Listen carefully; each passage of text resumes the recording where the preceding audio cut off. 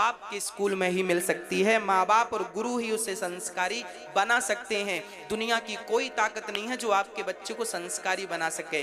3 लोग बना सकते हैं, या तो माता, पिता या गुरु। ओनली 3 लोग आपके बच्चों में संस्कार का बीज बो सकते हैं। और यदि तीनों नहीं किए तो फिर जिंदगी बेकार है। तो आज आप निर्णय ले लीजिए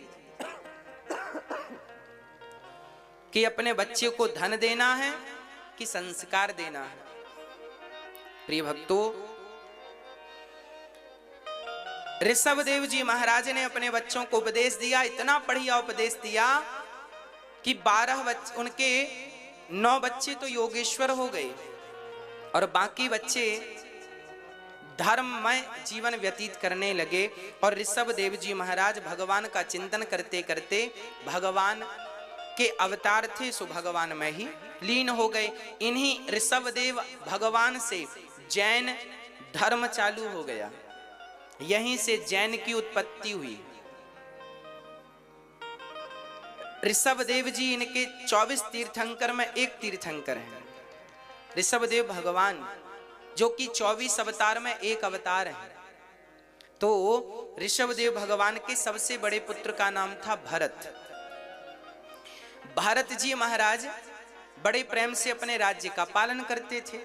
एक दिन अपनी प्रजा को इन्होंने भी संबोधित किया और प्रजा से संबोधन करते हुए कहा कि देखो,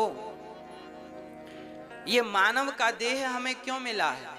बहुत कुछ समझाया, कोई समझने वाला नहीं। तब भरत जी ने कहा, ये नामुमकिन है कि दुनिया अपनी मस्ती छोड़ दे, इसलिए ऐ दिल तू ही ये बेकार बस्ती छोड़ दे। भरत जी संसार का त्याग करके माता गंडकी के तट पर, जो नेपाल में बह रही है, माता गंडकी के तट पर श्री भरत जी महाराज गए और वहां भजन किया। भरत जी रोज भगवान का नाम जपते हैं, नारायण नारायण नारायण नारायण नारायण। एक दिन क्या हुआ, भरत जी गंडकी नदी में स्नान करने गए कि वहीं पर एक मृग का बच्चा, मृगी पानी पी रही थी। तभी एक शेर ने दहाड़ लगाई तो मृगी जान बचाने छलांग लगाती पानी में। उसी क्षण उसका गर्भ पानी में गिर जाता है और वो पानी में ही तड़प तड़प कर, मृगी तो मर गई पर नवजात बच्चा पानी में बहने लगा। भरत जी ने इस दृश्य को देखा, बचाकर उस बच्चे को अपनी कुटिया पर ले आए। मृग के बच्चे की जान बचाना बुरा नहीं था, पर भरत जी उस मृग के बच्चे को पाल लेते हैं। अपनी कुटिया पर ले आए, घास खिलाए, उसको घुमाते टहलाते फिराते। अब जो माला जप रहे थे भगवान के नाम की, वो सारी माला छूट गई और केवल मृग का चिंतन चालू हो गया, मेरा मृग मेरा मृग मेरा मृग मेरा मृग मेरा। और मरते समय मौत आई तो भरत जी मृग को देखते देखते मर गए कि मेरे बाद मेरे मृग का क्या होगा। और मृग का चिंतन करते करते करते करते भरत जी के प्राण निकल गए। और जब प्राण निकले तो यमराज जी ने कहा, आप मृग का चिंतन करते करते आए हैं, इसलिए आपको मृग की योनि में जाना पड़ेगा। भारत जैसे ज्ञानी को भी मृग बनना पड़ा, केवल इसलिए क्योंकि उनकी मति मरते समय मृग में लग गई थी। अंते यामति सागति। आप लोग भी जरा सावधान रहिएगा, मरते समय यहां वहां मन ना डुलाइएगा, नहीं तो गति बिगड़ जाएगी मेरी मां। मरते समय बिल्कुल सावधान रहा करो।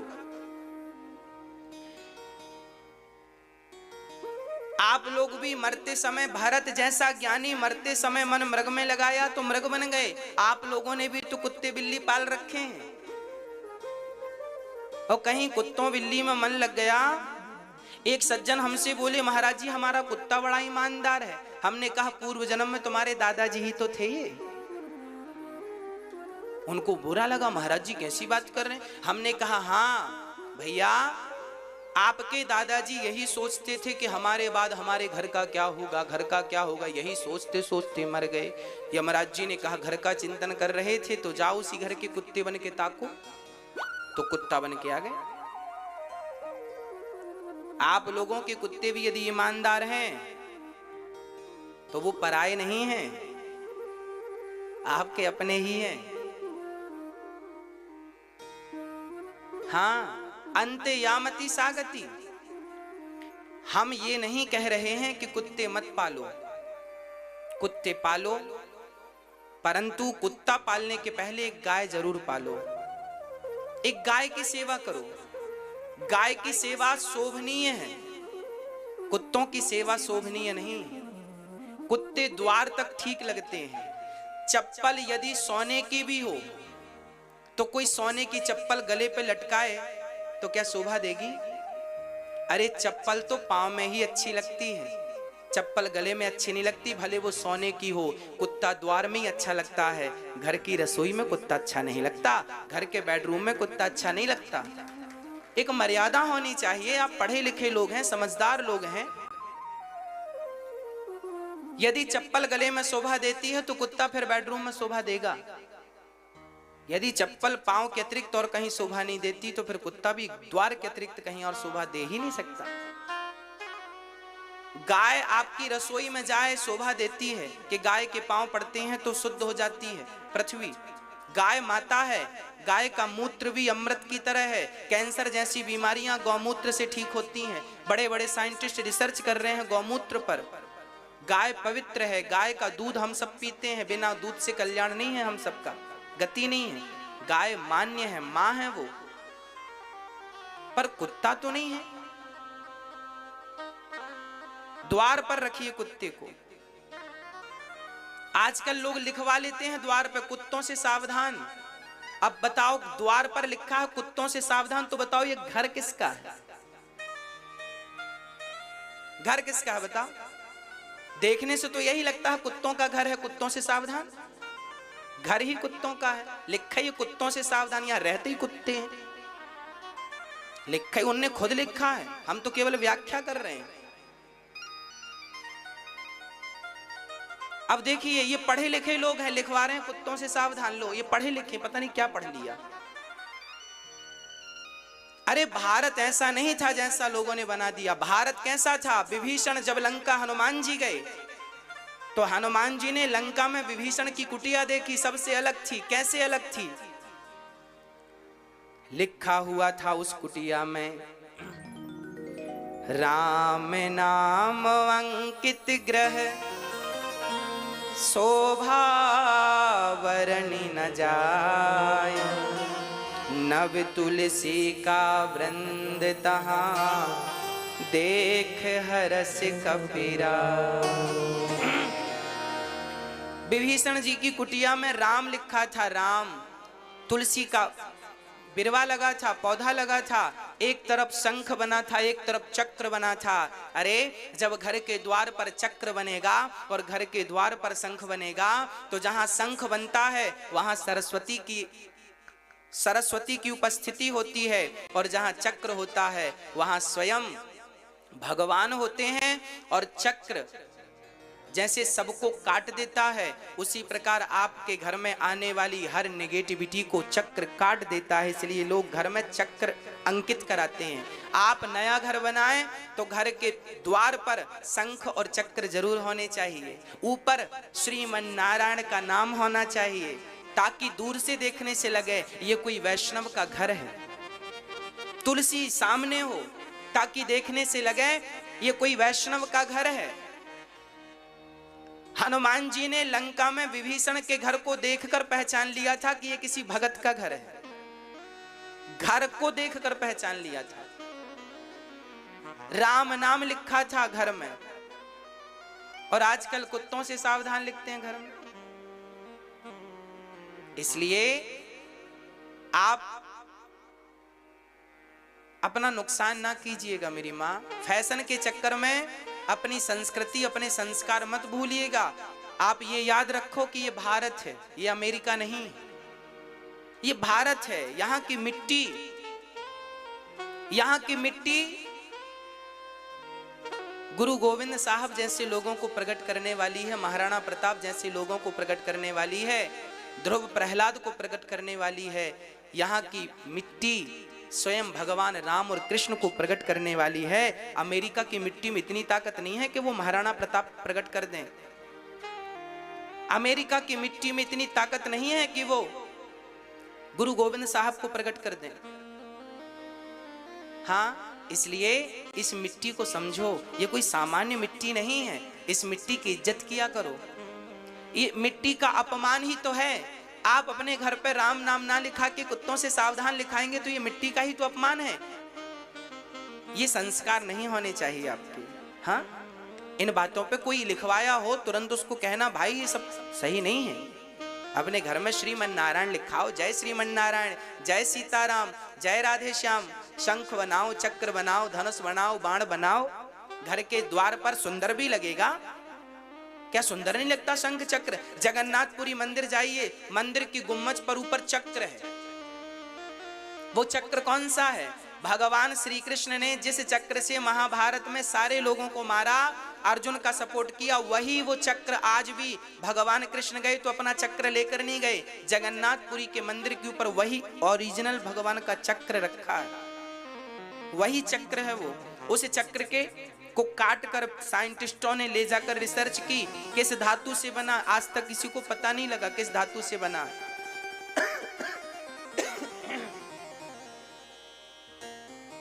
ये जगन्नाथपुरी का दर्शन आप कर रहे हैं, मंदिर का दर्शन कर रहे हैं टीवी पर।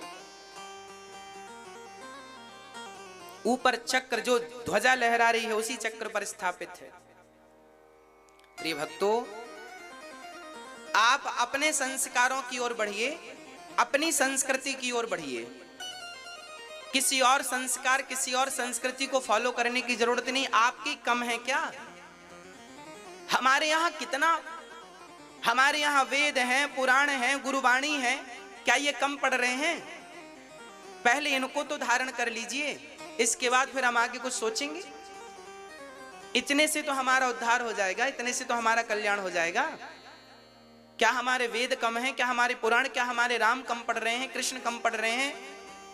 अपनी संस्कृति को पहचानिए, अपने संस्कारों को पहचानिए। आज भारत का सबसे बड़ा नुकसान यही है कि आज हम लोग अपनी संस्कृति, अपने कल्चर को भूलते जा रहे हैं, अपने आप को भूलते जा रहे हैं। भारत जैसे ज्ञानी आज मृग बन के आ गए, क्योंकि मरते समय मन लग गया था कहीं और। इसलिए मैं आपसे प्रार्थना करूं, जब आप लोग मरने के समय पहुंचिएगा तो मैं आपको तैयारी बता दूं थोड़ी सी। हाँ? आपको नहीं, अच्छा भगवान करे आप 100 साल जिए, 100 साल बाद की सही प्लानिंग तो होनी चाहिए। आप लोग घर बनाते हैं तो प्लानिंग करते हैं, और मरेंगे तो बिना प्लानिंग के मर जाएंगे। मरने का मैप हमसे बनवाओ, हम बना के देंगे पूरा मैप, कैसे मरना है आपको। आप घर बनाते हैं, हमारी माताएं किचन बनाती हैं तो बड़ी प्लानिंग से, यहाँ ये, यहाँ ये, यहाँ ये, यहाँ मॉडल किचन, ये किचन, फलानी किचन। हमसे मरने का मैप बनवाओ, कैसे मरना है।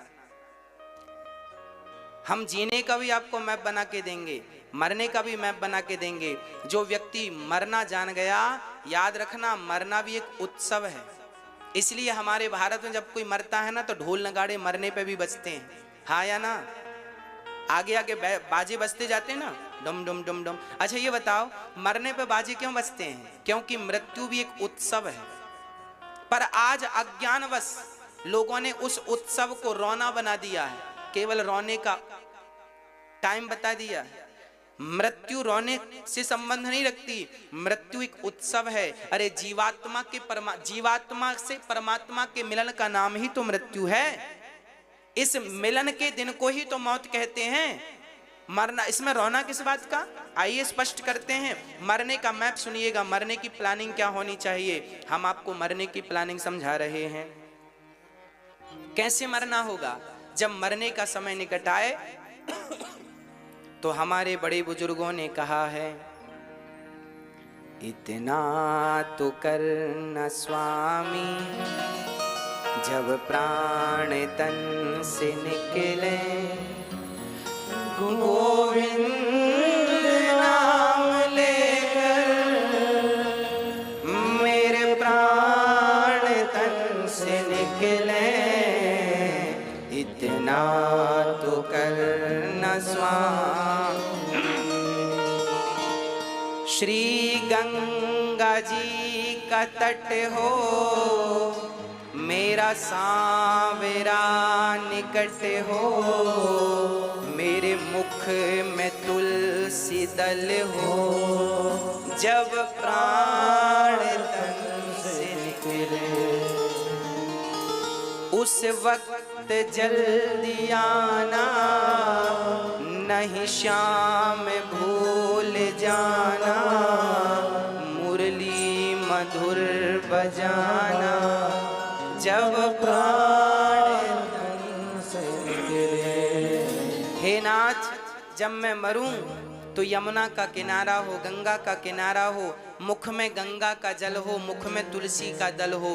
भगवान कृष्ण ने पुराणों में कहा है कि जिसके मुख में तुलसी का दल होता है, तुलसी का पत्ता और गंगा जल होता है, वो कितना भी बड़ा पापी क्यों ना हो, कितना भी बड़ा अभागा क्यों ना हो, यदि गंगा जल उसके मुख में है और तुलसी का दल उसके मुख में है और राम का नाम उसके जिह्वा पर, होठों पर है, तो कितना भी बड़ा पापी हो, मैं उसकी अधोगति नहीं होने दूंगा, मैं उसकी सदगति करूंगा। केवल केवल इन बातों का वो ध्यान रखे। इसलिए तुलसी, हाँ, जब कोई मरे तो उसे सबसे पहले जमीन पर लिटा दो, गाय का गोबर लीप करके। अब तो गोबर की व्यवस्था नहीं है, घर इतने बढ़िया बन गए हैं कि गाय के गोबर से पत्थर को थोड़ी, इटालियन पत्थर में गाय का गोबर थोड़ी लगाएगा कोई, परंतु पद्धति यही है कि गाय का गोबर से लीप करके सामने वाले को, जैसे कोई दादाजी मर रहे हैं, उनको जमी पर लिटा दो और बैठ के कीर्तन करो, श्रीमन नारायण नारायण नारायण, श्री कृष्ण गोविंद हरे मुरारी, हे नाथ नारायण वासुदेव। उस मृत्यु जिनकी होनी है उसके कान में भगवान का नाम पड़ेगा और वो नाम सुनकर मरेगा, तो उसके नाम के गया में श्राद्ध करने की जरूरत नहीं है, क्योंकि नाम सुन के मरेगा तो उसकी गति हो जाएगी, सदगति हो जाएगी, कोई दो मत संदेह नहीं है। और आजकल जब लोग मरते हैं ना, तो घर वाले, परिवार वाले, रिश्तेदार मरने भी नहीं देते। हाँ, एक सज्जन मर रहे थे यहीं, अब वो पड़े जमीन पर, गर्मी का समय था। अब रिश्तेदारों को पता चला, लोग आ गए रोते रोते। अच्छा, मरते समय आदमी गजब तरीके से, माताएं बहुत विशेष रोती हैं। जब कोई मरने लगता है ना, तो माताओं का बहुत विशेष रोने का प्रोग्राम रहता है, विशेष प्रकार का रुदन रहता उस दिन। ऐसा रोना ना पहले कभी किसी ने सुना था, ना आगे कभी कोई सुनेगा। बेटी के विवाह में भी ऐसा रोना नहीं देखा जाता जैसा किसी के मरने पर रोना देखा जाता। एक आदमी मर रहा था और गांव घर वाले रो रहे थे, और इतनी भीड़ थी, आदमी नीचे पड़ा है और गर्मी का समय है, उसको थोड़ा हवा आने दो, थोड़ा ठंडक मिलेगी, थोड़ा सांस मिलेगी उसे। और घेर के बैठ गए, रोने लगे, और इतनी धक्का मुक्की हुई, कई लोग तो उसके ऊपर गिर गए, और जब ऊपर गिरे तो बड़हु निपट गए। लो, अभी घंटे 2 घंटे और रहते, पर गिरने से निपट गए। और ये रोने वाले भी, आदमी मरा नहीं है और रोना चालू। एक सज्जन हिला रहे हैं हाथ पकड़ के, हमें पहचानो पहचानो। जब जिंदा थे तब शकल दिखाई नहीं, मरने लगे तो कह रहे हैं पहचानो। क्या करेंगे तुम्हें पहचान के, मरने दो, जाओ। कोई पांव पकड़ के हिला रहा, भैया पहचानो पहचानो, नहीं पहचान रहा, लगता गया। ये जितने रिश्तेदार आएंगे, मरने वाले आदमी को हिलाएंगे जरूर। आप भी जाते होंगे किसी के मरने में तो जरूर हिलाते होंगे, पहचानो पहचानो। और सब यही कहते हैं हमें पहचानो। उनमें से एक भी ये नहीं कहता भैया मर रहे हो, अब भगवान को पहचान लो, पर कोई भगवान की याद नहीं दिलाता। सब यही कहते नजर आते हैं हमें पहचानो हमें पहचानो। अरे तुम्हें पहचान करके करेंगे क्या, क्या करेंगे बताओ। और देखो मेरी माँ, यहीं से दुर्गति शुरू होती है। माना कि हम आपको देखते देखते मर गए तो क्या होगा। माना कि आपके दादाजी आपको देखते देखते मर गए तो क्या होगा। अरे भाई, ये दुनिया वालों का कुछ नहीं बिगड़ना। आपको देखते देखते कोई मरेगा तो आप तो 13 दिन बाद उसके नाम के रसगुल्ले खाओगे। बिगड़ना तो उसी का है, आपका क्या बिगड़ना, आप तो रसगुल्ले खा के वापस आ जाओगे, है ना। इसलिए जब व्यक्ति मरने लगे तो बहुत सावधानी की जरूरत है। उसके सामने राम का चित्र रख दो, उसके सामने तुलसी का, उसके मुख में तुलसी दल गंगा जल डाल दो और कीर्तन करते रहो प्रेम से बैठकर, श्री कृष्ण गोविंद हरे मुरारी, हे नाथ नारायण वासुदेव। कीर्तन करो करो, कीर्तन सुनते सुनते, भगवान का नाम सुनते सुनते प्राण निकलेंगे, सदगति हो जाएगी। और जब उसकी सदगति आपके भगवान का नाम लेने से हुई तो उसका पुण्य आपको भी प्राप्त हो जाएगा। और उसके बाद फिर आपको जितना जी करे रो लो, पहले से क्यों रोना, अभी मरा थोड़ी है। कीर्तन करो, अभी भगवान का नाम लो अभी। अब जब लोग आज उल्टा करते हैं, आज जब आदमी पूरे ही मर जाता है तब कंधे पर रख के बोलते हैं राम नाम सत्य है। अब ये राम नाम सुनवा किसे रहे हो? जिंदा था तब तो तुम्हारे मुंह से निकला नहीं राम नाम, अब मर गया तो राम नाम सत्य। राम नाम सत्य तो है ही, झूठा थोड़ी है। अरे भाई जिंदा था तब उसे राम नाम की जरूरत थी और अब मर गया है ना, ले जा रहे हैं लोग। अच्छा, मरने वाले व्यक्ति को जब ले जाते हैं ना तो वहां भी बहुत बड़ी शिक्षा छिपी होती है। हमारे यहाँ तो मुर्दे के ऊपर मखाने बरसाने की परंपरा है, आपके यहाँ है कि नहीं? मखाने बरसाते हैं कि नहीं? मखाने और पैसे भी, हाँ या ना? हाँ, चलिए, इससे पता चलता है हम भारत में हैं।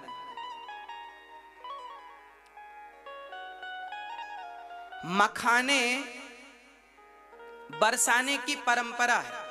अच्छा, किसी ने पूछा महाराज जी मखाने क्यों बरसाते हैं मुर्दे के ऊपर? इसके पीछे बहुत बड़ा कारण है। आज तक आपको पता ही, आपने भी देखा होगा मुर्दे के ऊपर मखाने बरस रहे हैं, पैसे बरस रहे हैं। मखाने क्यों? कारण है, मखाना जो होता है ना बिल्कुल फूला रहता है। मखाना कैसा होता है? बिल्कुल फूला रहता है।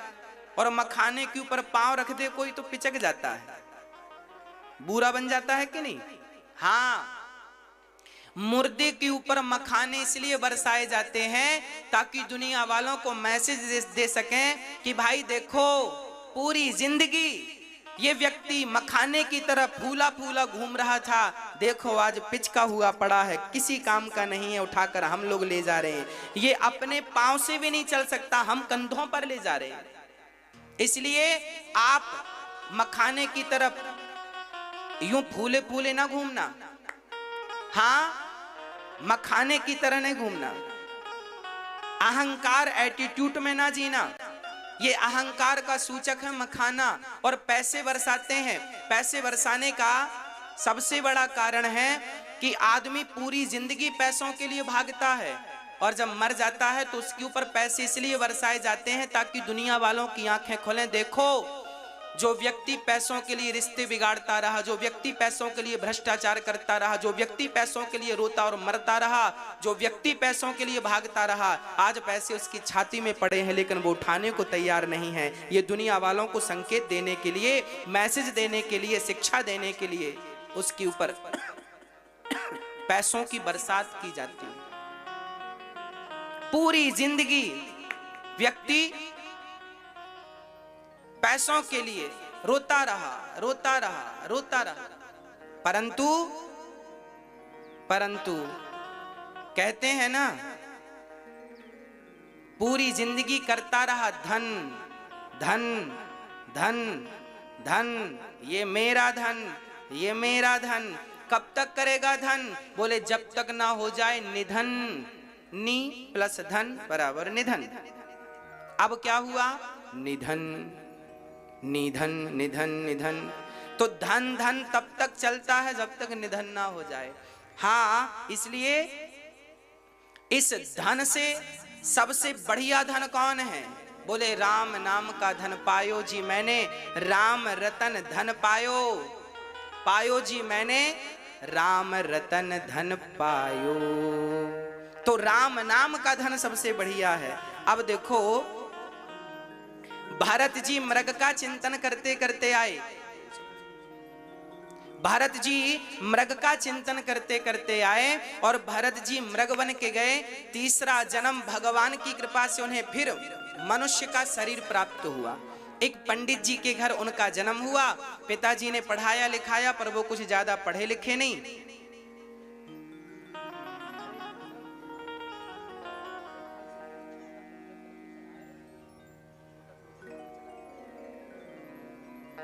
हाँ भक्तों, श्री भरत जी आज एक ब्राह्मण के घर जन्म लेते हैं। एक ब्राह्मण के घर जब पहुंचे तो पिताजी ने उन्हें पढ़ाया लिखाया पर वो पढ़ने को तैयार नहीं। हाँ, वो पढ़ने को तैयार नहीं।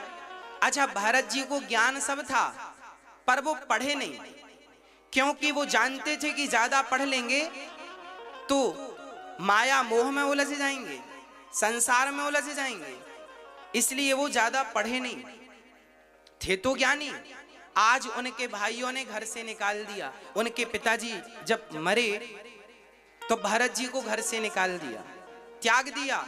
भाई भौजाइयों ने कह दिया घर से जाओ, और भरत जी जंगल में गए। एक व्यक्ति ने उनकी बलि चढ़ानी चाहिए पर भद्रकाली ने प्रकट होकर के भरत जी की रक्षा की। आज भरत जी एक पेड़ की छांव में बैठे थे, तभी वहां से के राजा रहुगण निकला और भरत जी को अपना कहार बनाकर पालकी पर लगा लिया। भरत जी पालकी लेकर चले पर सामने बहुत सारी चींटियां थीं। चींटियों पे पांव न रख जाए, चींटियां मर ना जाएं, तो भरत जी ने छलांग लगा दी चींटियों की रक्षा के लिए। तो राजा रहुगण की पालकी सिर पे टकराई। राजा रहुगण बोला, क्यों रे, ये उछल कूद कौन कर रहा है? तब कहा, ये नया नया भर्ती हुआ है बिना इंटरव्यू का, यही उछल कूद कर रहा। अरे समझाओ। समझाया। भरत जी फिर चींटियों को देखकर छलांग लगाते हैं। अब की बार पालकी ऐसी टकराई कि राजा रहुगण आग बबूला हो गया। मूर्ख कौन है ये, आज छोड़ूंगा नहीं, आज मैं तुझे मृत्यु दंड देकर रहूंगा। आज भरत जी ने मन में विचार किया, इस मूर्ख को ज्ञान देना ही पड़ेगा। आज भरत जी ने राजा रहुगण को ज्ञान देते हुए कहा, त्वयोदितं व्यक्तिमविप्रलब्धं भर्तुः समे स्यात् तद्वीरभारः गन्तुर्यदि स्यादधिगम्य मध्वा पीबेति रासौ न विदां प्रवादः। आज भरत जी जैसे संत आज रहुगण की पालकी कंधे पे लेकर चल रहे हैं। मैया जी जरा सुनिएगा, भैया जी सुनिएगा। आज भरत जी जैसे संत को रहुगण बोलता है कि मैं तुम्हें मृत्यु दंड दूंगा। तब आज भरत जी ने पहली बार अपनी वाणी खोली और भरत जी ने राजा रहुगण से कहा, आप ये बताओ, आप मारोगे किसे? आप कहते हैं मैं तुम्हें मार डालूंगा। अच्छा बताओ, मरता कौन है? शरीर मरता है या फिर आत्मा मरती है? कौन मरता है? हाँ, शरीर मरता है या फिर आत्मा? मृत्यु किसकी होती है? शरीर मरता है, आत्मा कभी नहीं मरती। शरीर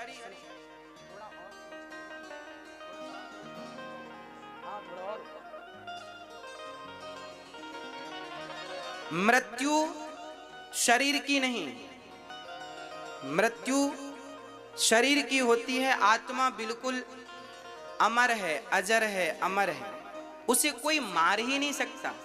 अच्छा, शरीर अलग है, आत्मा बिल्कुल अलग है। अब आप कहेंगे कैसे? तो सुनो, जैसे मोबाइल और सिम, बहुत ध्यान से सुनिएगा, ये विषय बहुत कठिन है, हम इसे बहुत कम शब्दों में समझाने का प्रयास करेंगे। जैसे मोबाइल है और सिम कार्ड है, दोनों अलग अलग हैं पर हैं एक दूसरे के पूरक। हाँ या ना? हाँ या ना? हाँ। उसी तरह हमारा शरीर जो है मोबाइल की तरह है और हमारी आत्मा जो है वो सिम कार्ड की तरह है। हमारा शरीर अलग है और आत्मा बिल्कुल अलग है, पर है एक दूसरे के पूरक। जैसे आत्मा, जैसे सिम के बिना मोबाइल काम का नहीं और मोबाइल के बिना सिम काम की नहीं, दोनों को एक दूसरे की आवश्यकता है। शरीर को आत्मा की जरूरत है और आत्मा को शरीर की, पर है अलग अलग सब्जेक्ट। आत्मा अलग है, शरीर अलग है। और आगे समझिए, आत्मा क्या है और शरीर क्या है, इसका भी मैं निरूपण करूं, सुनिएगा। शरीर हमारा कितने चीजों से मिलकर बना है? मैया जी, ओ मेरी माँ, कितने शरीर चीजों से? 5। कौन कौन? पृथ्वी, जल, वायु, अग्नि, आकाश। क्षित जल पावक गगन समीरा, पंच रचित अति अधम शरीरा। हम सबका शरीर 5 चीजों से मिलकर बना है और ये 5 चीजें जब हमें लोग ले जाकर जला देते हैं या जमी पर गाड़ देते हैं तो हमारा ये 5 तत्व जो है ना, ये 5 में ही तो लीन हो जाता है। जब शरीर जलता है तो अग्नि तत्व में मिल जाता है, जल तत्व में, वायु तत्व वायु में, आकाश तत्व आकाश में, पृथ्वी तत्व पृथ्वी में। शरीर 5 से मिलकर बना और 5 में जाकर के वो मिल गया। जैसे घड़ा मिट्टी से बना और घड़ा टूटा तो कहां मिला? घड़ा मिट्टी से बना और घड़ा टूटा तो कहां मिला? मिट्टी में। जैसे मिट्टी से बना हुआ घड़ा मिट्टी में मिल गया, उसी प्रकार शरीर 5 तत्वों से बना, अंत में जाकर ये 5 में मिल गए। ये तो रही शरीर की कहानी, शरीर की जीवन लीला इतनी सी है। 5 से बनता है, 5 में जाकर विलीन हो जाता है। अब बची आत्मा, तो आत्मा जाती है परमात्मा के पास। अब प्रश्न ये खड़ा हुआ कि आपने जो पाप किया है, जो पुण्य किया है, उस पाप और पुण्य का भोक्ता कौन है? फिर हमने जो पाप किया है, पुण्य किया है, वो कौन भोगेगा? कौन भोगता है? स्वर्ग और नरक कौन जाता है? कर्मों का फल कौन भोगता है?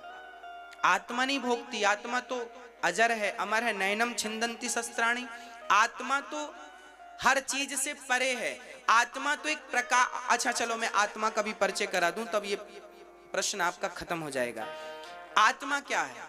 आत्मा, ये देखिए जो लाइट है ना, लाइट का जो प्रकाश है, ये देखो प्रकाश, इस मंच में जितना प्रकाश है, इस प्रकाश को क्या हम तलवार से काट सकते हैं? क्या आग से जला सकते हैं? जैसे ये मंच का प्रकाश, आपके कमरे में बिजली बल्ब जल रहा है, बल्ब के प्रकाश से पूरा कमरा प्रकाशित है। उस प्रकाश को क्या आप आग से जला सकते हैं? क्या अग्नि से क्या तलवार से काट सकते हैं? क्या जल से गीला कर सकते हैं? अरे प्रकाश को गीला नहीं, आग नहीं, कुछ भी नहीं बिगड़ सकता। उसी प्रकार परमात्मा का ही एक प्रकाश आत्मा है जो हम सबके भीतर काम कर रही है। वह एनर्जी है, वह पावर है। साइंस एनर्जी कहता है आत्मा को, आध्यात्म से आत्मा कहता है, साइंस एनर्जी कहता है। शरीर में वो एनर्जी है परमात्मा की भेजी हुई, उसे आत्मा कहते हैं। आत्मा। अच्छा ये बताओ, ये बिजली जो है ये ठंडी होती है कि गर्म होती है? बोलो। हाँ, क्या होती है मेरी माँ? बिजली ठंडी होती है कि गर्म? गर्म। पकड़ के देखिए आपने। हाँ, अनुमान लगा रहे, आग लग जाती है मतलब गर्म होगी। यदि बिजली गर्म होती है तो फिर एसी से कमरा ठंडा कैसे हो जाता है? और यदि बिजली ठंडी होती है तो हीटर से कमरा गर्म कैसे हो जाता है? कहो जी। बिजली ना तो ठंडी होती है ना तो गर्म होती है। एसी में जो प्लान होता है वो प्लान कमरे को ठंडा करता है। हीटर में जो प्लान सिस्टम लगा है वो हीटर का सिस्टम कमरे को गर्म करता है। बिजली के उसी बोर्ड में एसी का प्लग लगा दो, तो कमरा ठंडा, और हीटर का प्लग लगा दो तो कमरा गर्म। बिजली का काम है केवल पावर देना, वो हीटर को भी पावर देती है और एसी को भी पावर देती है। अब आपको देखना है कि आपको हीटर का प्लग लगाना है कि एसी का प्लग लगाना है। बिजली का काम केवल सप्लाई देना है। उसी प्रकार परमात्मा आत्मा के द्वारा सप्लाई दे रहा है। अब उस सप्लाई से आपका सदुपयोग करना है कि दुरुपयोग करना है, आपको किसी की जिंदगानी बचानी है या किसी का गला काटना है, पाप करना है या पुण्य करना है, मर्जी आपकी। ईश्वर ने पावर दे रखा है, उस पावर का उपयोग क्या करना है वो आप अपने विचार से, बुद्धि से, जो बुद्धि देकर परमात्मा ने स्वतंत्र किया है उससे आपको निर्णय लेना पड़ेगा। आत्मा का काम भी केवल प्रकाश देना है, एनर्जी देना है। उस एनर्जी का उपयोग क्या करना है वो आप जानिए। हाँ या ना? बात समझ में आ रही है मेरी? तो आत्मा का स्वरूप क्या है? आत्मा परमात्मा का स्वरूप है। जैसे लाइट, अच्छा बताओ सूर्य का स्वरूप क्या है? बोलो, बहुत सरल है। सूर्य का स्वरूप क्या है? हम कैसे जानते हैं कि सूर्य आ गए? हाँ, प्रकाश। दीपक का स्वरूप क्या है? प्रकाश। अरे प्रकाश है तो सूर्य है। सूर्य का स्वरूप है प्रकाश, दीपक का स्वरूप है प्रकाश। उसी प्रकार परमात्मा का स्वरूप है आत्मा।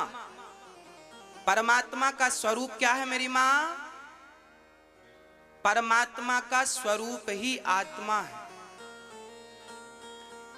इसलिए कहा गया है ईश्वर अंश जीव अविनाशी, चेतन अमल सहज सुख राशि। हम सब ईश्वर के अंश हैं, हम सब उसी परमात्मा की संतान हैं जिस परमात्मा ने सखिल ब्रह्मांड को बनाया है। हाँ प्रिय भक्तों, तो मैंने शरीर का आपको बोध कराया, आत्मा का भी बोध कराया। अब मैं आगे इससे आपको ले चलूं, बहुत ध्यान से सावधान होकर के सुनिएगा। भक्तों बताइए आत्मा का स्वरूप क्या है? अभी हमने आपको समझाया, उस आधार पर बताइए आत्मा का स्वरूप क्या है? बोलो। आत्मा का स्वरूप है प्रकाश, आत्मा का स्वरूप है एनर्जी, पावर। आत्मा हम सबको पावर देती है, एनर्जी देती है। आत्मा निकल जाए तो शरीर मृत हो जाता है, मुर्दा हो जाता है। अब बताइए कि आपके द्वारा किया गया पाप और पुण्य, इसका फल कौन भोगता है? कौन भोगता है? शरीर भोगता है या आत्मा भोगती है या कोई और भी है? बोलो। हमने आपको समझाया फिर पूछ रहे हैं। हर बात हम पहले समझाते हैं फिर पूछते हैं, यूं ही नहीं आपका परीक्षण करने लग जाते। बताइए, हम आपको अच्छे श्रोताओं की कसौटी की तरह कस के देख रहे हैं कि आप सचमुच सुन रहे हैं या सिर्फ बैठे हैं। इसलिए हमारे हर प्रश्न पर आप गौर कीजिएगा और हर समाधान पे आप जरूर बोलिएगा। आप बताइएगा, हमने अभी थोड़ी देर पहले आपको सुनाया कि हमारा शरीर 5 तत्वों से मिलकर बना है, 5 5 में मिल गया। आत्मा परमात्मा का स्वरूप है। जैसे जैसे जैसे घड़े में आपने पानी भरा तो घड़े के अंदर एक सूर्य दिखाई पड़ता है जिसे बोलते हैं घटाकाश। आकाश दिखता है ना उसके अंदर, उसे बोलते हैं घटाकाश। एक घड़े में सूर्य का प्रकाश दिखाई पड़ता है, 2 घड़े भर के रख दो तो दोनों में सूर्य का प्रकाश दिखाई पड़ता है। सारे घड़ों में एक सूर्य का प्रतिबिंब दिखता है। तो बताओ सूर्य कितने हैं? सूर्य तो एक ही है ना, पर घड़े बहुत होने से उनके प्रतिबिंब बहुत हो गए। उसी प्रकार परमात्मा एक है, पर शरीर रूपी घड़े बहुत होने से उस परमात्मा की आत्माएं बहुत हो गई, अर्थात उनके स्वरूप को आत्मा कहते हैं। अब आप कहेंगे महाराज जी परमात्मा एक है तो आत्मा इतनी सारी कैसे आ गई? उसी तरह आ गई जैसे एक सूर्य के होते हुए उसका प्रतिबिंब अनेक हो गया। अनेक हो गया कि नहीं? अच्छा चलो ये कठिन है, सरल समझाते हैं। आपके सामने दर्पण रखा जाए तो आपका प्रतिबिंब दर्पण में दिखता है। अच्छा 10 दर्पण रखे जाएं तो कितने दिखेंगे आप? आपके सामने 1000 दर्पण होंगे तो आप कितने दिखेंगे? तो क्या आप 1000 हैं? एक सज्जन ने हमसे प्रश्न किया, महाराज जी आज के 100 साल पहले भारत की आबादी केवल 35 करोड़ थी और आज 135 करोड़ है। जब आत्मा जन्म ही नहीं लेती, आत्मा मरती ही नहीं, तो इतनी सारी आत्माएं आ कहां से रही हैं? चाइना तो नहीं भेज रहा है भाई। जब आज के 100 साल पहले भारत की जनसंख्या केवल 35 करोड़ थी तो आज 135 करोड़ है, तो ये 100 करोड़ आत्माएं आ कहां से गई? जबकि लिखा है आत्मा के बारे में, आत्मा जन्म नहीं लेती, आत्मा कभी मरती नहीं है, तो आई कहां से? मेरे भाई इसी का समाधान दे रहा हूं मैं कि जैसे एक व्यक्ति के सामने 1 लाख दर्पण रखे जाएं तो हम 1 लाख दिखेंगे। 1 करोड़ दर्पण रखे जाएं तो हम 1 करोड़, हम हैं एक ही, पर हमारे प्रतिबिंब 1 करोड़ हो गए। हमारे प्रतिबिंब कितने हो गए? हम हैं बिंब और हमारे द्वारा दर्पण में जो दिख रहा है उसे कहते हैं प्रतिबिंब। एक होता है बिंब, एक होता है प्रतिबिंब। तो परमात्मा एक है बिंब, और हम सब के अंदर जो आत्माएं हैं उसी परमात्मा की परछाई है, उसी परमात्मा की वह प्रतिबिंब है। जैसे हमारा प्रतिबिंब दर्पण में दिखता है, परमात्मा का प्रतिबिंब हम सब के भीतर आत्मा के रूप में है, और वह प्रतिबिंब हट जाता है तो हम मर जाते हैं। लोग कहते हैं मर गया ले जाओ जला दो। जब तक वह प्रतिबिंब था तब तक ही तो क्रिया थी।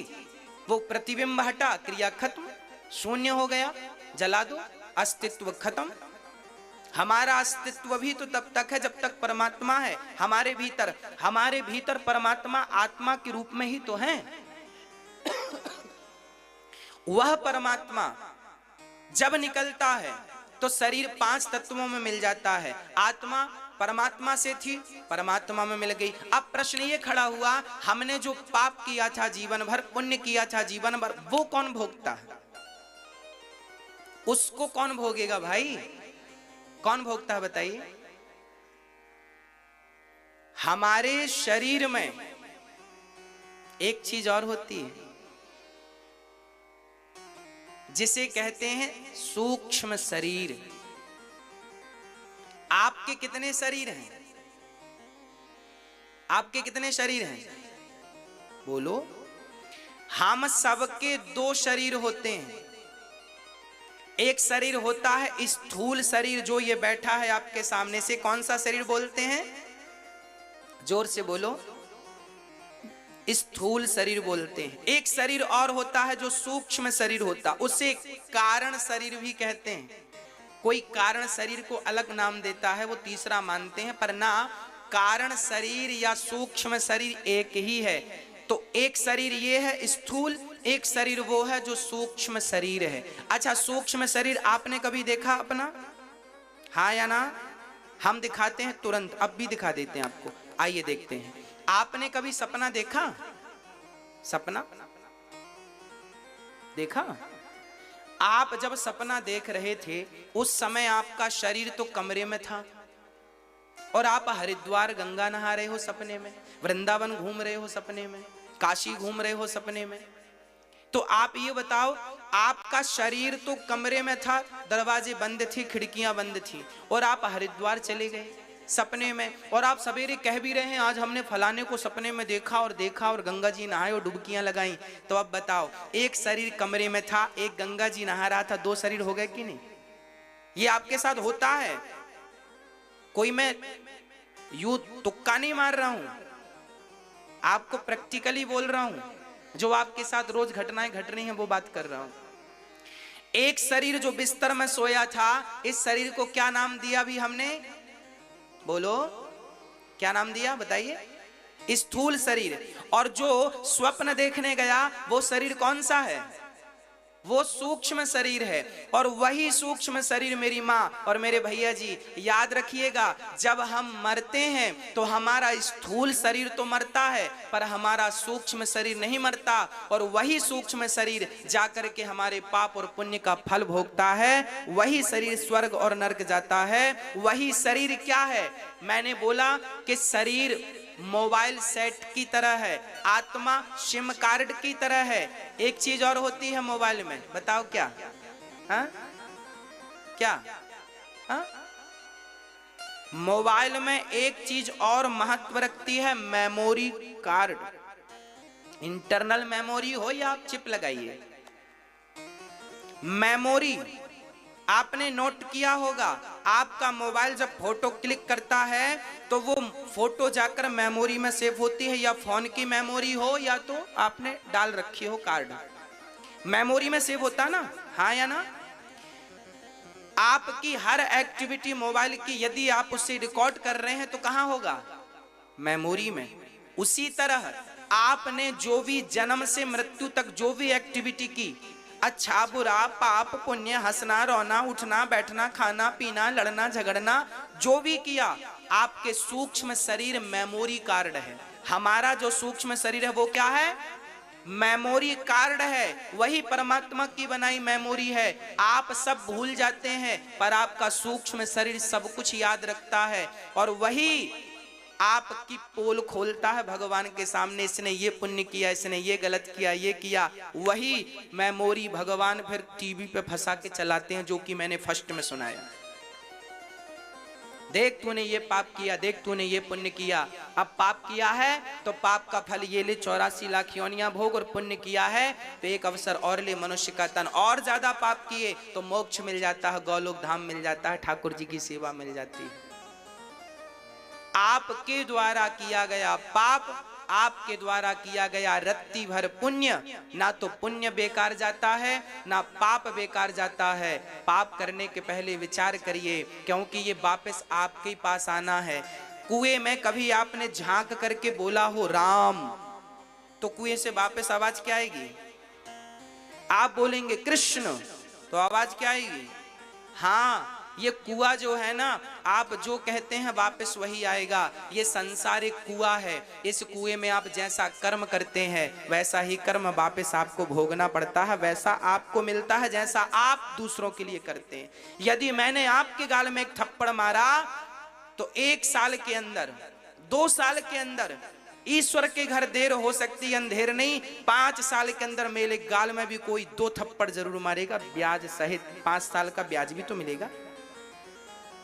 शेर को 1.25 शेर मिलता है साहब। आपने किसी निरापराधी पर यदि आपने एक थप्पड़ मार दिया, किसी गलत आरोप पर किसी को आपने एक गाली दे दी, आपने किसी को यूं ही बिना उसकी गलती के आपने निर्दोष को एक गाली दी, तो उसके द्वारा ना सही किसी और के द्वारा तुम्हें गालियां जरूर मिलेंगी। एक थप्पड़ तुमने मारा, तुम्हें भी पड़ेंगे। तुमने जो जो व्यवहार सामने वाले के साथ किया है वही व्यवहार तुम्हारे साथ होगा। भूल मत जाना, परमात्मा की अदालत है, हिसाब सबका होगा, बचेगा कोई नहीं। जैसी करनी वैसी भरनी, आज किया कल पाएगा। चढ़ता सूरज धीरे धीरे ढलता है ढल जाएगा। आज तक कोई बचा कि आप और हम बचेंगे? रावण जैसे कर्म करके बच ना सके, कंस जैसे ना बच सके, तो हम और आपकी गति क्या है? इसलिए पाप करने से बचना, क्योंकि मिलना जरूर है। राम जी को 14 साल का वनवास मिला, ये किसी का अपराध नहीं था, ये राम के कारण ही राम को वनवास मिला था। राम जी को श्राप दिया था ना नारद जी ने, पिछले जन्म में राम ये भगवान थे। तो भगवान राम तो भगवान है ना, उनकी मर्जी के बिना पत्ता नहीं हिलता। वनवास कौन भेजेगा? अरे राम अपनी मर्जी से गए वनवास, रावण इत्यादियों को मारना था। तो भगवान आज जब राम जी वनवास आए और घास के बिस्तर पर सोए, तो निषाद राज ने कहा राम जी बिस्तर घास का बिछा कर सो रहे हैं। लक्ष्मण जी ने कहा को न काहू को सुख दुख कर दाता, निज कृत कर्म भोग सब भ्राता। हर व्यक्ति अपने कर्मों का फल भोगता है। आज आप लोग अमीर हैं तो आप अपने अच्छे कर्मों से, और आज आप गरीब हैं तो आप अपने बुरे कर्मों से। आज आप सुखी हैं तो आप अपने अच्छे कर्मों से सुखी हैं, और आज आप दुखी हैं तो अपने बुरे कर्मों से दुखी हैं। किसी को दोष मत लगाइएगा। आपके घर एक आप होती हैं, महारानी बन के रहती हैं, और एक आपके घर काम वाली बाई होती है जो झाड़ू पोंछा लगाती है। वो अपने घर का भी काम करती है, प्लस आपके घर का भी काम करती है। बुखार चढ़ी है फिर भी काम करती है, क्योंकि उसे बच्चों का पेट भरना होता है। वो दो दो घर के बर्तन धुलती है, तब वो एक वक्त का भोजन पाती है। और आप घर में बैठी बैठी कोई काम नहीं करती, फिर भी बढ़िया मालपुआ खाती हैं। कारण क्या है? आपने पुण्य किया है, इसलिए ईश्वर ने इतनी सुख सुविधाएं दी हैं। तो पिछले जन्म में कोई पुण्य किया था, इस जन्म में मिल रहा है। अब की बार करोगी तो अगले मिलेगा, नहीं तो फिर हिसाब फिनिश हो जाएगा। हाँ, इसलिए एक सज्जन हमसे आके बोले, महाराज जी हम पूर्व जन्म नहीं मानते। आप कह रहे हैं पूर्व जन्म में पुण्य किया होगा तो इस जन्म में मिलेगा। वो बोला हम मानते नहीं। हमने कहा नहीं मानो तो चूल्हे में जाओ, हम क्या करना, मत मानो। अच्छा एक बात बताओ, कोई व्यक्ति कहे कि मैं पिछला जन्म नहीं मानता, होता ही नहीं, कोई कहे, तर्क करे, आपको क्या लगता है अगला जन्म पिछला जन्म होता है या नहीं? हाँ या ना? यदि आप कहेंगे कि होता है तो भी मैं आपको समझाऊंगा, और आप कहेंगे नहीं होता तब तो मैं विशेष समझाऊंगा आपको। और मैं उदाहरण प्रमाण के साथ में कोई भी बात बिना प्रमाण की नहीं करता। मेरे पास एक भी वो बातें नहीं हैं जो प्रमाण के बिना हो। हर चीज सबूत के साथ ये दास कहेगा आपको। पिछला जन्म होता है, इसका सबूत है मेरे पास। अगला जन्म भी होगा आपका, इसका भी सबूत है मेरे पास। आइए वो सबूत देता हूं आपको, प्रमाण देता हूं प्रत्यक्ष, सुनिएगा और मेरे एक प्रश्न का जवाब दीजिएगा। एक ही समय पर 2021 को जनवरी की 15 तारीख, 15 जनवरी 2021 को एक ही समय पर दो बच्चे पैदा होते हैं। एक बच्चा पैदा हुआ गरीब के घर फुटपाथ पे, और एक बच्चा पैदा हुआ अमीर के घर। समय सेम है ना? तारीख भी सेम है, मुहूर्त, नक्षत्र, ग्रह सब सेम है, और दो बच्चे पैदा हो रहे हैं। अब मुझे बताओ कि एक बच्चा बड़े आदमी के घर पैदा हुआ तो चांदी का झूला और सोने की चम्मच में दूध पीता है, और दूसरा फुटपाथ पर पैदा हुआ तो उसकी माँ ने साड़ी का झूला बनाया है। एक पेड़ से इस पेड़ में साड़ी बांधी और झूला काहे का, साड़ी का झूला बना के झुलाया है। अब बताओ ये बच्चा जो गरीब के घर पैदा हुआ है, जिसे लोहे का पालना नसीब नहीं हुआ, लकड़ी का पालना नसीब नहीं हुआ, इसने पैदा होती कौन सा पाप कर लिया जो इसे इतना कष्ट मिल रहा है? इसकी माँ धूप में काम करती है तो बच्चे को पीठ में बांध लेती है, और ये बड़े आदमी के घर पैदा हुआ, इसने पैदा होती कौन सा पुण्य कर लिया कि सोने के चम्मच में दूध पी रहा है? इन्होंने अभी जन्म ही लिया है, ना तो पाप किया है ना तो पुण्य किया है, परंतु पिछले जन्म में जो पुण्य करके आया था वो आज सोने की चम्मच में दूध पी रहा है, और जो पिछले जन्म में पुण्य करके नहीं आया, हिसाब किताब बराबर था, थोड़ा सा पुण्य था जिसके कारण केवल मनुष्य का तन मिला, तो ये लो मिल गया मनुष्य का तन, पर बड़ी गरीबी मिली है। तुम्हें दो रोटी के लिए भी स्ट्रगल करना पड़ रहा है। भगवान ने तुम्हारे पुण्यों के बल से तुम्हें मनुष्य तो बना दिया है, पर रोटियों के लिए भी तुम्हें स्ट्रगल करना पड़ता है, जबकि आप और हम सबको रोटियों के लिए तो स्ट्रगल नहीं करना पड़ता। भगवान ने तो खूब रोटियां दी हैं, बढ़िया पहनने को कपड़े दिए हैं, खाने को रोटियां दी हैं, रहने को घर दिया है। भूखे तो नहीं मरते ना हम लोग, भूखे तो नहीं सोते ना हम लोग। कई लोग भूखे सोते हैं, क्यों? कौन सा पाप किया उस बच्चे ने जो भूखा रहता है?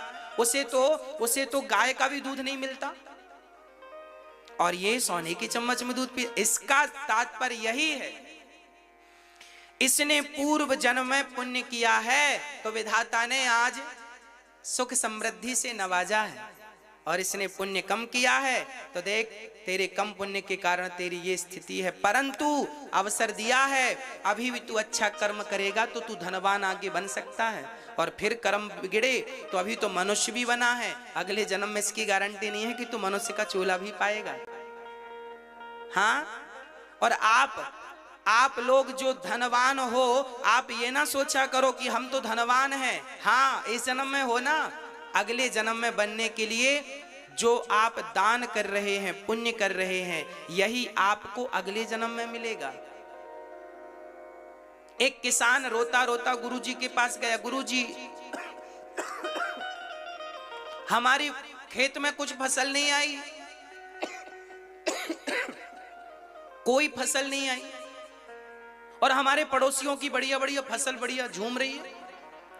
गुरुजी बोले तूने बोया क्या था? बोले हमने खेत में कुछ नहीं बोया था इस बार। गुरुजी ने कहा पागल हो गया, जब बोया ही नहीं था तो फसल आएगी कहां से? पड़ोसियों ने बोया था, उनका खेत हरा भरा है, तुमने बोया नहीं।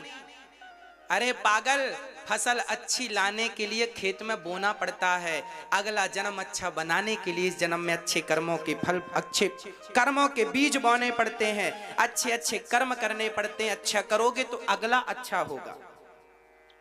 तब अच्छा किया था तो अब अच्छा है, अब अच्छा करोगे तो तब अच्छा होगा। और यदि अच्छा नहीं करोगे तो हम सभी को भी एक एक रोटी के लिए भी मोहताज होना पड़ सकता है।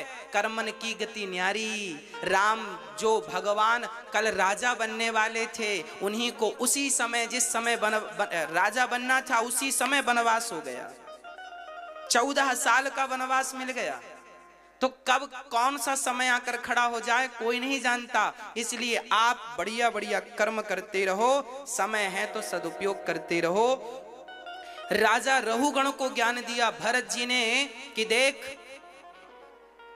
शरीर 5 तत्वों से है, आत्मा परमात्मा से है, हमारे कर्मों का फल भोगेगा कौन? हमारा सूक्ष्म शरीर भोगेगा।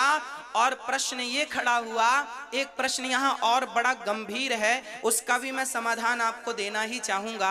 अच्छा ये बताओ, हमारे शरीर में जब हमें फोड़ा होता है तो फोड़े का दर्द किसे होता है? उस दर्द का अनुभव कौन करता है? आपकी कमर में दर्द है, सिर में दर्द है, ये जो दर्द नाम की चीज है, इस दर्द का अनुभव करने वाला कौन है? बताओ, जल्दी से बताओ। दर्द का अनुभव कौन करता है? शरीर करता है, मन शरीर करता है, या सूक्ष्म शरीर करता है, या आत्मा करती है? कौन करता है? सूक्ष्म शरीर या स्थूल शरीर या आत्मा कौन करता है? या पंच तत्व? हम सुख दुख का अनुभव करते हैं ना, फोड़ा है, कमर दर्द है, पांव का दर्द है, कौन अनुभव कर रहा है इस दर्द का? दर्द का अनुभव कौन करता है? हाँ, दर्द का अनुभव भी शरीर नहीं करता और आत्मा नहीं करती, दर्द का अनुभव भी सूक्ष्म शरीर को होता है। अच्छा, सूक्ष्म शरीर को एक नाम मैं और देने जा रहा हूं जो कि आपके लिए और सरल हो जाएगा। इस सूक्ष्म शरीर को ज्ञानी लोग मन भी कहते हैं। जो आप कहते हैं ना मन, ये सूक्ष्म शरीर ही हमारा मन कहलाता है। समझ में आई कुछ बात? इसलिए कहते हैं ना, मन को संभालो, ये सूक्ष्म शरीर ही मन है। आप रात को आप जो सोचेंगे, मन में जो रखेंगे, सपने में कई बार वही दिख जाता है ना? इसलिए इसे मन भी कहते हैं। अच्छा, हमारा शरीर का दर्द जो है वो शरीर को दर्द नहीं होता, शरीर ऑलरेडी जड़ है, हमारा शरीर जड़ है, वो तो आत्मा के कारण चैतन्य सा दिख रहा है। दर्द का अनुभव सूक्ष्म शरीर को होता है। एक फॉर उदाहरण से, एग्जाम्पल से समझते हैं। क्या होता है, आपके कमर में दर्द है, कंधे में दर्द है, घुटने में कहीं भी दर्द है, और आपका थोड़ी देर के लिए मन कथा में लग गया, मन कथा में लग गया, मन कथा सुनने में लग गया, तो थोड़ी देर के लिए आपका दर्द भूल जाता है कि नहीं? हाँ या ना? हाँ कि ना? अनुभव बताइएगा अपना। इसका अर्थ क्या है? दर्द तो था शरीर में, पर मन उस दर्द से हटकर कथा में लग गया तो उस दर्द की अनुभूति नहीं हुई, उस दर्द का अनुभव नहीं हुआ।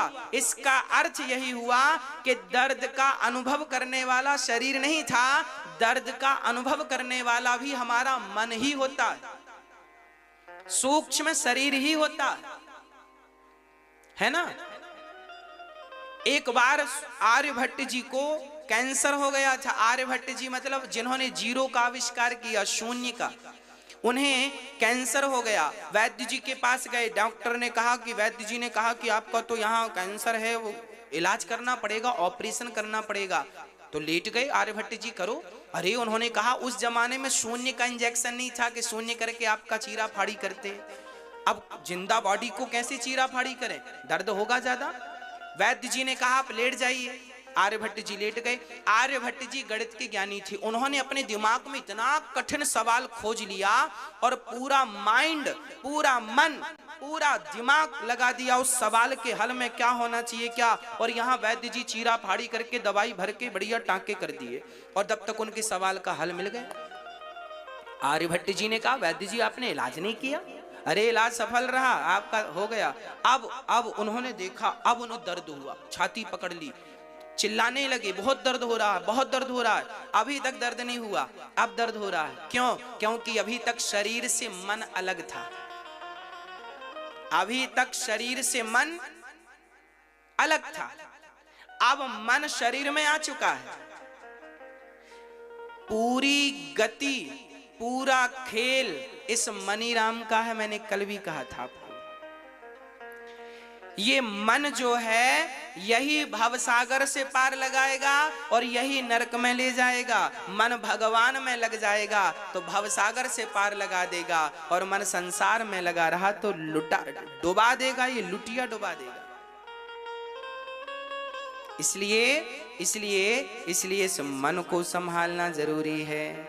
इसलिए मन से सदा कहो, मन भगवान में लग, राम नाम जप, कृष्ण नाम जप, अपने कर्मों को सुधारिए, अपने जीवन को संवारिए। राजा परीक्षित ने सुखदेव भगवान ने कहा 28 प्रकार के नरक होते हैं, जो जैसा पाप करता है उससे वैसे नरक में भी भोगना पड़ता है। जैसा करोगे वैसा भरोगे। आपने एक मछली खाई है जीवन में, तो जितना वो तड़पी है किसी ना किसी जन्म में तुम्हें भी इतना तड़पना ही पड़ेगा।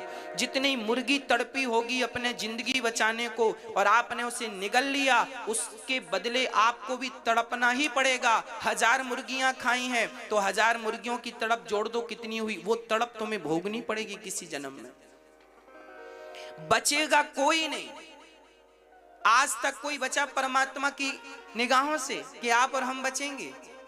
इसलिए भगवान लाख आंख से देख रहा है तुझे देखने वाला, सच की खेती कर ले चतुर नर, समय गुजरता जाता। मेरे मालिक की दुकान में सब लोगों का खाता, मेरे मालिक की दुकान में सब लोगों का खाता। किसी को कौड़ी कम नहीं देता, किसी को दमड़ी ज्यादा, समझदार तो चुप रह जाता, मूर्ख शोर मचाता। मेरे मालिक की दुकान में सब लोगों का खाता। इसलिए कहते हैं अच्छी करनी कर लो रे भैया, कर में न करियो काला। लाख आंख से देख रहा है तुझे देखने वाला, सच की खेती कर लो चतुर नर, समय गुजरता जाता। मेरे मालिक की दुकान में सब लोगों का खाता। हाँ, तो 28 प्रकार के नरक से कोई बचना चाहे कैसे बचेगा? बोले भगवान का नाम जप के।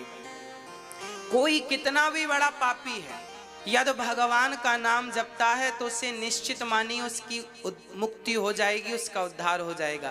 इसलिए हम आपसे कहा करते हैं कि काम करते रहा करो और मन में नाम जपते रहा करो। श्रीमन नारायण नारायण नारायण, श्री कृष्ण श्री कृष्ण श्री कृष्ण, जय सीताराम सीताराम सीताराम सीताराम, राम राम राम राम राम राम, हरे कृष्ण कृष्ण कृष्ण कृष्ण। काम करते रहो और नाम नाम ही हमें भव सागर से पार लगाएगा, केवल नाम एक आश्रय। अजामिल नाम के एक पंडित जी थे, सुनिएगा। अजामिल नाम के एक पंडित जी थे। ये पंडित जी बड़े विद्वान थे, पर एक वैश्या से संगति कर ली और वैश्या से विवाह कर लिया तो सदाचार नष्ट हो गए। दास्याः संसर्ग दूषिता कान्य कुब्जे दुजाः कश्चित दासी पति रजामिलः नामना नष्ट सदाचारो दास्याः संसर्ग दूषिता। एक अजामिल नाम के ब्राह्मण ने एक दासी से विवाह कर लिया और सदाचार नष्ट हो गया। देखिए, विवाह कहाँ करने चाहिए? अपने अपने वर्ग में विवाह करना चाहिए। ब्राह्मण को ब्राह्मण के साथ, क्षत्रिय को क्षत्रिय के साथ, वैश्य को वैश्य के साथ, शूद्र को शूद्र के साथ। ये जो व्यवस्थाएं विवाहों की बनी है, इन व्यवस्थाओं में ही रहना चाहिए। इन व्यवस्थाओं का उल्लंघन नहीं करना चाहिए कि अब लड़की किसी जात की है, लड़का किसी जात का और विवाह कर लिया, फिर वो संतान जो होगी वो वर्ण संकरी संतान होगी। लड़का कोई और, लड़की कोई और, शादी हो गई, बच्चा हुआ, उसे वर्ण संकरी कहते हैं। ऐसे से वर्ण संकरता फैलती है। हमारे यहां बड़ी व्यवस्थाएं बनी हैं शास्त्रों में, कहां विवाह हो कहां ना हो। हमारे यहां विवाह के टाइम पे ना बहुत कुछ देखा जाता है। माँ बाप देखते हैं लड़का योग्य है कि नहीं। यहां तक कि हमारे यहां समगोत्र में भी विवाह नहीं होता।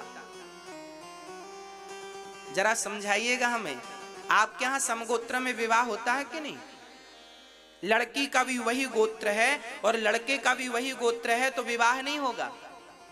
कितनी मर्यादाएं हैं,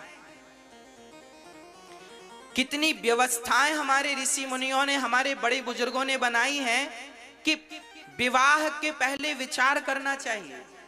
और आजकल के पढ़े लिखे बच्चे बिल्कुल विवाह नहीं करते हैं, तो लगता प्रेम किया, प्यार किया, शादी कर ली। अरे प्यार भी ऐसी जगह क्यों करो कि जहां शादी करने में दिक्कत आए। प्यार वहीं करो ना जहां बढ़िया माँ बाप भी राजी मर्जी से कहें कि हाँ ठीक है विवाह कर देते हैं। किसी को ना आपको दिक्कत हो ना उनको दिक्कत हो। शादी विवाह में बहुत विचार करना चाहिए।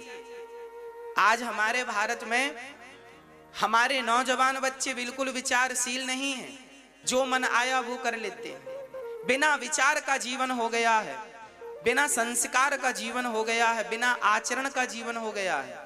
ये शोभनीय नहीं है, शोभा नहीं देता। ये याद रखिएगा, हमारा भारत ऋषि मुनियों की रिसर्च से तैयार हुआ है।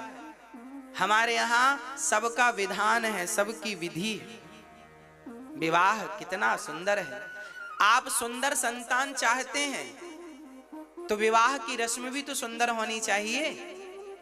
अरे विवाह राजी मर्जी से होता है, चोरों की तरह नहीं होता। आजकल लड़कियां भाग जाती हैं चोरों की तरह। अरे राम राम राम। अरे महारानी बन के जाओ ना, चोरनी बन के क्यों भाग रही हो? महारानी बन के तो तब जाओगी ना जब 100 लोग बारात लेकर आएंगे। शान से जाओ। हाँ, लड़का बारात लेकर आता है ना, याद रखना, लड़की की इज्जत लड़के से 1000 गुना ज्यादा होती है। लड़की की इज्जत लड़के से 1000 गुना ज्यादा होती है। इसलिए लड़कियां लड़कों को लेने नहीं जाती, इसलिए लड़के लड़कियों को लेने जाते हैं। और वो भी अकेले नहीं, सारी समाज को लेकर जाते हैं और साथ सम्मान गाड़ी पे बिठाकर लाते हैं। आज तो गाड़ियां, पहले तो पालकी हुआ करती थी, डोलियां चलती थी।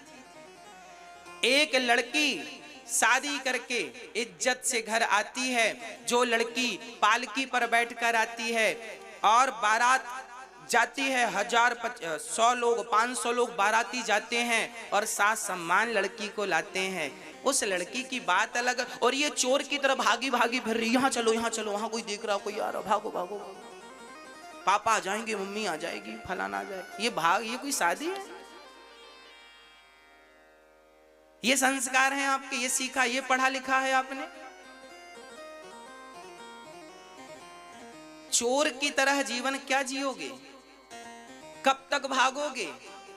अब सोच लो कि जिस रिश्ते में आपने अभी शादी की नहीं, शादी करने के लिए लड़के को या लड़की को लेके भाग रहे हो, जहां रिश्ते की शुरुआत में ही आपको डरना पड़े आपको भागना पड़े, अब सोचो कि वो रिश्ता कितना डरावना बनने वाला है आगा। जिसके फर्स्ट में ही डर था उसके अंत में क्या होगा ये तो आप निष्कर्ष निकाल ही सकते हैं। जो रिश्ता डर से शुरू होता है, हाँ, हाथ पकड़ के भागना, रावण सीता को पकड़ के भागा था तो वो भी डरा हुआ था, और कोई लड़का किसी लड़की को लेके भागता ना वो भी डरे होते हैं। दोनों लड़का लड़की डरे होते हैं, कोई देख ना ले, माता पिता ना देख ले, कोई पकड़ ना ले, पोल ना खुल जाए। तो ये मर्यादित नहीं है, शोभनीय नहीं है, इज्जतदार लोगों की ये शोभा तो नहीं है। अब दो कौड़ी लोगों की हम क्या कहें, हाँ, इज्जतदारी में ये तो शोभा नहीं देती, इसे इज्जतदारी तो नहीं कहते कि भाग जाओ। और मैं अपनी बेटियों को, अपनी बहनों को यही निवेदन करता हूं कि आप ससुराल जाना शान से जाना। ये जिंदगी में एक ही बार शान आती है, इस शान को तो ना गवा देना। एक बार ही तो मंडप मिलता है, एक बार ही तो हल्दी चढ़ती है, एक बार ही तो तेल चढ़ता है, एक बार ही तो मांग में सिंदूर समाज के बीच में भरा जाता है, एक बार ही तो गले में मंगलसूत्र संसार के सामने पहनाया जाता है। ये अच्छी रस्म जो है इसका भी लुत्फ उठाइएगा, आनंद लीजिएगा, चोरों की तरह मत भाग जाइएगा, इसका भी आनंद लीजिएगा।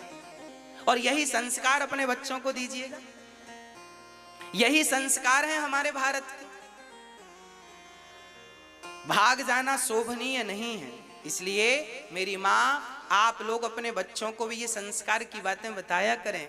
हम जो कथा में सुनाते हैं आप अपने बच्चों को जरूर बताया करें, बेटों को बताया करें कि बेटे ये गंदी हरकत ना करें, बेटियों को बताया करो वो ऐसी हरकत ना करें भागने इत्यादि की, क्योंकि उनका जीवन बिगड़ जाता है। भागे हुए केस में 99% केस फेल होते हैं, शादियां फेल हो जाती हैं। आपने देखे होंगे, बाद में लड़की रोती रोती माँ बाप के घर आती है, क्या करें बर्बाद हो गए, ना घर के रह गए ना घाट के रह गए, पर माँ बाप क्या करें, वो अपना लेते हैं। माँ बाप करेंगे भी क्या, अपनाना ही पड़ेगा। तो आप इज्जतदार बनिए। श्री अजामिल जी महाराज ने यही गलती की, एक स्त्री से संबंध कर लिया, वो वैश्या थी जिससे विवाह किया, और सदाचार, उनकी पूजा भक्ति शक्ति सब नष्ट हो गई। चोरी करने लगे, जुआ खेलने लगे, शराब पीने लगे, मांस खाने लगे, सारे गलत काम अजामिल करने लग गए। पर धोखे से किसी साधु के कहने से इनने अपने पुत्र का नाम नारायण रख दिया था। 10 बेटे थे, 10वें का नाम रखा नारायण। और जब नारायण नाम रखा तो परिणाम, अजामिल की जब मृत्यु आई तो अजामिल अपने बेटे को पुकारते हैं, नारायण बेटा बचाओ, नारायण। बुलाया था बेटे को, बेटे ने तो सुना नहीं, परमपिता परमात्मा ने सुन लिया, जाओ विमान लेकर मेरे भगत को लेकर आओ, मुझे पुकार रहा है। पार्षद गण आ गए और पार्षदों ने यमदूतों से कहा, चलो भागो यहां से। यमदूत बोले, ये पापी है, हम इसे ले जाने आए हैं। पार्षदों ने कहा, यह पापी था पर इसने मरते समय भगवान का नाम लिया है, इसके नाम लेने मात्र से इसके जीवन के सारे पाप नष्ट हो गए, इसके पाप समाप्त हो गए, अब ये पुण्य का अधिकारी बन गया है, इसे अब हम लेकर जाएंगे। अब तो यमदूतों ने कहा, महाराज आपको गलतफहमी हो रही है, इसने जीवन भर पाप किया है, ये पापी है, इसने मरते समय अपने बेटे का नाम पुकारा है। पार्षदों ने कहा, इसके बेटे का नाम नारायण तो अभी से है, हमारे भगवान का नाम नारायण तो अनादि काल से है, इसलिए भगवान ने इसके सारे पाप समाप्त करके इसे मोक्ष का अधिकारी बना दिया। कितना भी बड़ा पापी क्यों ना हो, आग में कोई हाथ जानकर डालेगा, धोखे से डाले, आग जलाएगी। उसी प्रकार राम का नाम कोई जान कर ले या धोखे से ले, नाम का नाम तो कल्याणकारी है, कल्याण करके ही रहेगा, वो नाम प्रभाव नहीं छोड़ेगा। इसलिए नाम, उल्टा नाम जपत जग जाना, बाल्मीक भय ब्रह्म समाना। उल्टा नाम कोई राम राम ना जपे, मरा मरा मरा मरा जपे तो भी कल्याण हो जाएगा। इसलिए बस कुल मिला के निष्कर्ष यही निकलता है कि नाम कभी ना छूटे। नाम ना छूटे बस। अजामिल जैसा पापी उस नाम के बल से मुक्त हो गया, उद्धार हो गया नाम के बल से। केवल नाम, केवल नाम। इसलिए काम करते रहना और नाम जपते रहना। आप लोग भी नाम ना छोड़िएगा, नाम जरूरी है प्रिय भक्तों। और नाम कब जपें? लड़कपन में कि जवानी में कि बुढ़ापे में? भगवान का नाम जवानी में ले लो, बुढ़ापा आएगा इसकी कोई गारंटी है?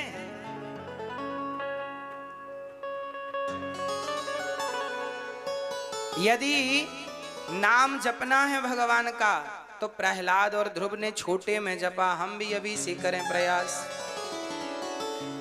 सुबह दोपहर शाम 3 ही होती हैं ना।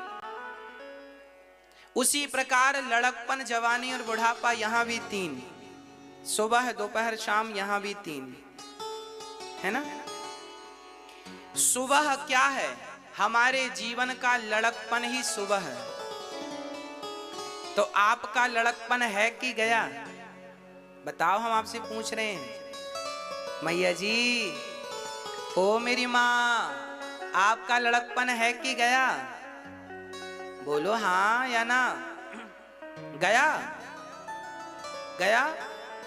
गया है। अब स्वीकार नहीं कर रहे हैं गया है। लो बाल बाल सब पक गए पर कह रहे हैं लड़कपन नहीं गया। लो आपका लड़कपन चला गया, इसका अर्थ यह है कि आपके जीवन की सुबह चली गई। जिनकी नहीं गई कोई बात नहीं, कब तक नहीं जाएगी। आपके जीवन का लड़कपन चला गया मतलब आपके जीवन की सुबह चली गई, आपके जीवन की जवानी चली गई। जवानी कितनों की ढल गई है? जिनकी जवानी ढल गई है तो आप ये ना सोचो कि जवानी ढल गई, आप ये सोचो कि आपके जीवन की दोपहर ढल गई। जवानी मतलब दोपहर, दोपहर भी बीत गया। अब आ गया बुढ़ापा। बुढ़ापा आ गया मतलब क्या आ गई? बुढ़ापा आ गया मतलब जिंदगी की शाम आ गई। बुढ़ापा आ गया मतलब जिंदगी की शाम आ गई। अब शाम के बाद क्या आएगी? शाम के बाद क्या आएगी? रात अंधकार से भरी हुई रात आएगी मतलब मौत आएगी। आपका बुढ़ापा आ गया है मतलब जिंदगी की शाम आ गई है। आप सुबह दिया बत्ती ना करो चलेगा, दोपहर को दिया बत्ती ना करो चलेगा, पर शाम को तो दिया बत्ती करना ही पड़ता है, दिया जलाना पड़ता है, प्रकाश करना पड़ता है, घर को